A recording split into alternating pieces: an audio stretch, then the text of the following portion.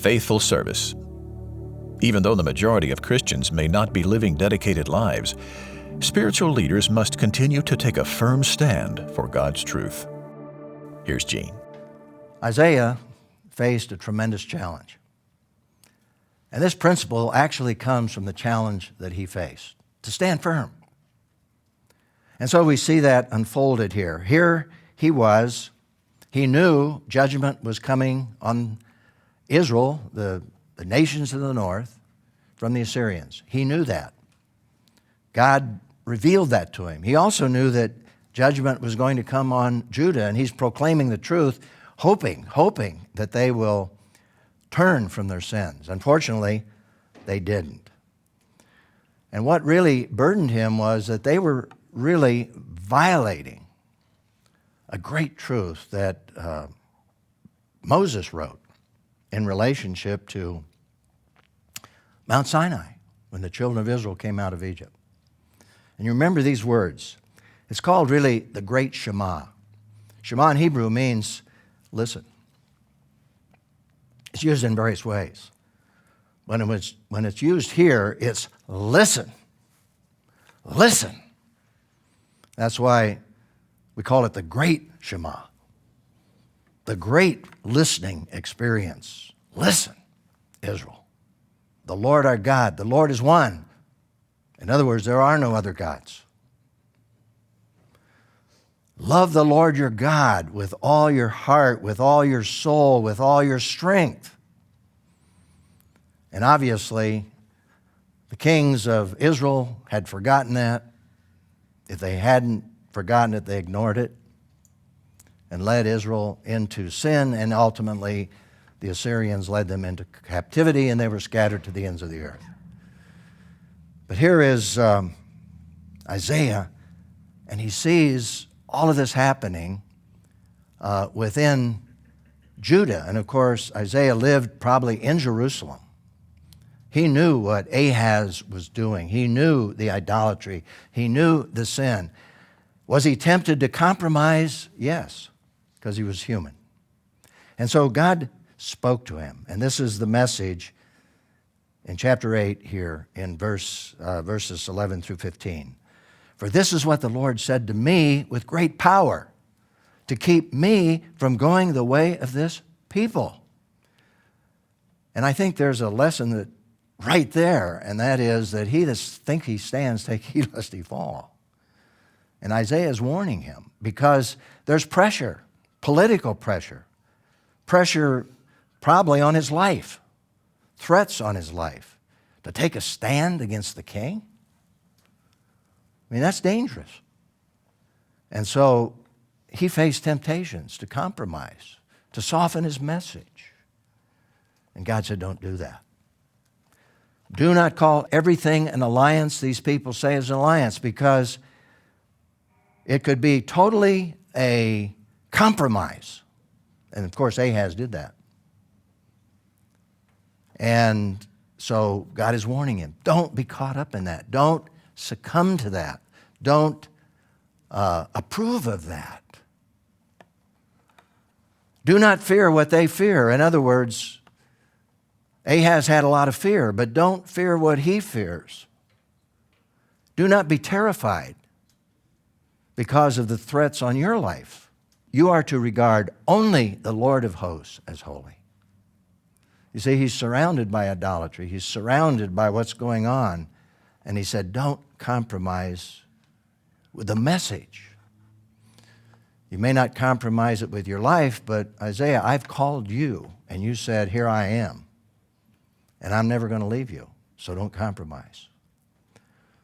Only he, that is God, should be feared. Only he should be held in awe. No pagan gods. He will be a sanctuary.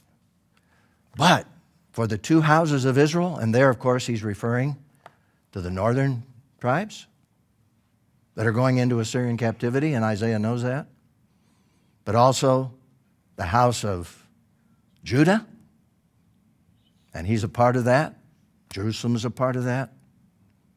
But for the two houses of Israel, he will be a stone to stumble over and a rock to trip over and a trap and a snare.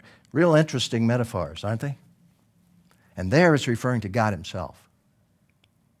A stone to stumble, a rock to trip over, a trap and a snare to the inhabitants of Jerusalem. And that, of course, is where Isaiah lived, and he saw it all around him. Many will stumble over these. They will fall and be broken. They will be snared and captured. And so this was God's message to Isaiah, knowing that he could be tempted to compromise, even if it were silence. Now, it's interesting that Peter in the New Testament picked up on this same metaphorical language. Notice what he said. And really here it's unbeliever's stumbling block. So honor will come to you who believe, but for the unbelieving, the stone that the builders rejected, this one has become the cornerstone and a stone to stumble over and a rock to trip over. No question what Peter was thinking about. It was this Old Testament passage where God himself became the stumbling block because they rejected him. Even though he had revealed himself, even though he had given all of this grace and mercy to Judah and to Israel, they still stumbled over the one who wanted to save them. And here in the New Testament, what Peter is saying is that when Jesus Christ came to bring life and hope to both Jew and Gentile, people stumbled over who he was and is, the very Son of God. And part of that probably is their unwillingness to believe that he was the God-man, that he was indeed the one who came, the Word that became flesh and dwelt among us, the Word who was with God and was God. They stumbled over Jesus Christ. So there's a message here, I think, that we really need to underscore again from this Old Testament book. A claim of Jesus Christ. And this is a claim that a lot of people stumble over. They can't get over it. I remember a very well-known individual recently who said, I don't have a problem with God, I have a problem with Jesus. And what he was simply saying is, I have a real problem believing that he was God. And people stumble over that.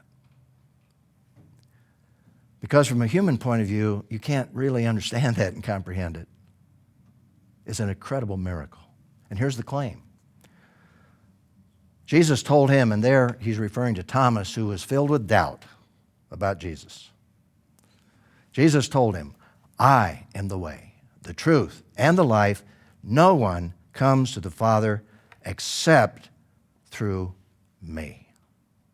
That's the message of the incarnation, the message of the God-man.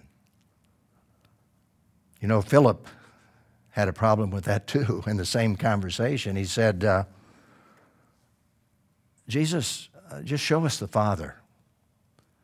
And Jesus said, Philip, have I been so long with you and you don't know who I am? I and the Father are one. That's the incarnation.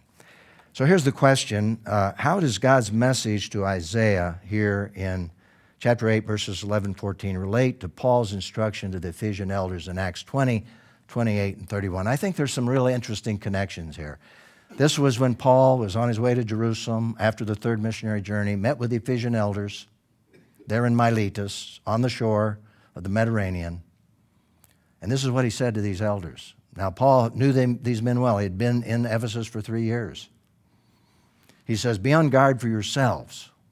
That was really a message that God gave Isaiah, right? Be cautious. Be on guard. Don't compromise. Be on guard for yourselves and for all the flock that the Holy Spirit has appointed you to as overseers or as pastors, as leaders, elders, to shepherd the church of God, which he purchased with his own blood. Paul went on to say, I know that after my departure, savage wolves. Interesting metaphor, isn't it? This is how God himself really defines false teachers, those who lead people astray. They're like savage wolves. The results of it is just tears the flock apart, damages individuals, leads them astray. I know that after my departure, savage wolves will come in among you, not sparing the flock. And men will rise up from your own number.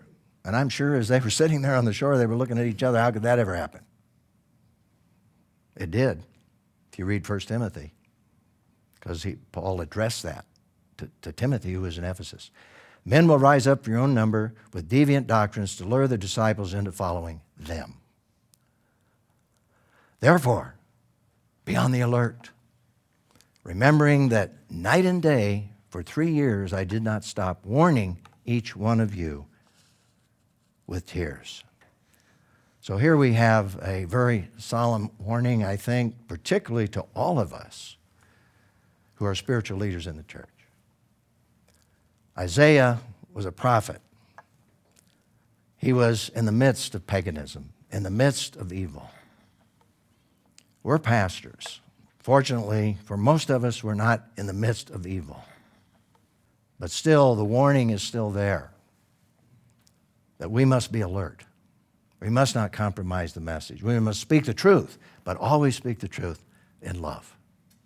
So here's the principle that I believe is very significant in relationship to Isaiah's experience. Even though the majority of Christians may not be living dedicated lives, spiritual leaders must continue to take a firm stand for God's truth. And let me just simply say that one of the temptations for many of us in our particular culture is that we don't want to offend anybody, and especially people of stature, people of wealth.